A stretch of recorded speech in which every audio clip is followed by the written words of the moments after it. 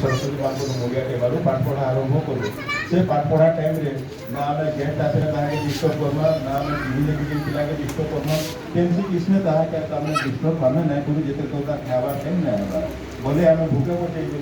कि पिला के केवे ना कहे तुम 9:30 पढ़ा सासू आई जल्दी पढ़े खाई शुभा ये सब किसी ना पढ़ा टाइम सागे कम्प्रोमाइज ना करूँ एवं निहाती भाव आप पढ़ा गोटे कर पढ़वार माहौल घरे रखूँ से टाइम है बोले से जानू पढ़वा टाइम आसीगला बहुत थोड़ा आमको आपण भर जन सजेसन देते गोटे दिनचर्या कर छुआ दिज्व बोलते आम देनु से जिनटा भी आम जदि अच्छे आम पाखे फलो करूँ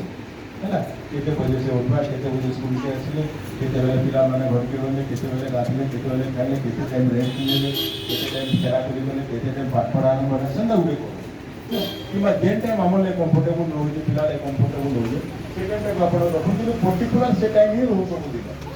सही टाइम रो से टाइम के यार सेट नहीं करो आज 3 बजे आम फुर्सत है पिला के पाठ पढ़े बसमा कल 5 बजे फुर्सत है पाठ पढ़े बसमा पर दिन 7 बजे 3 दिन 9 बजे 3 दिन आज ना पढ़ो ये सब नहीं पढ़वा टाइम है मैंने पढ़वा